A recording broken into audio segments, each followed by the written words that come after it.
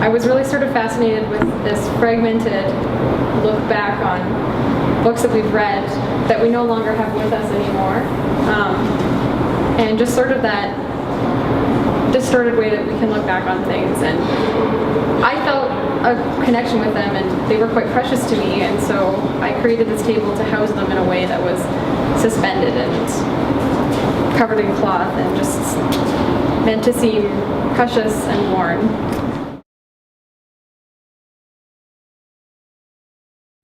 Well, that was sort of the start. Opened the book and someone had their name in there, and it was like this, like it's no longer just a thing. It's now someone's thing, right? So that was kind of the jump off point. And then ripping the books apart, like pulling the binding apart and finding surprises in there that someone, when they made this book, had used this particular paper in the back, and you would never know that was there until you had pulled this open and there's a picture of this person in there, and like it's fascinating, like a book, right? Like a story or a narrative or whatever you might find between pages.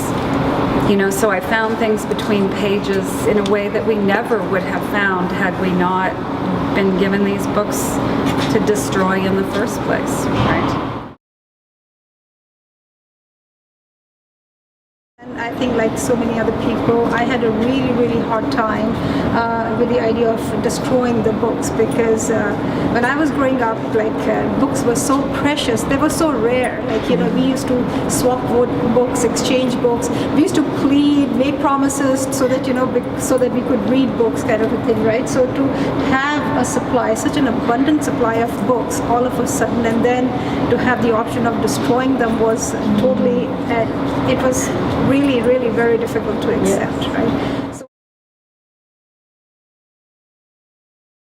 I started thinking about, you know, just what a book is and what goes into making it, and it is a lot of information, a lot of knowledge, but it's also these things, the printing presses and making the paper and binding them together. And so I thought, what if these didn't happen?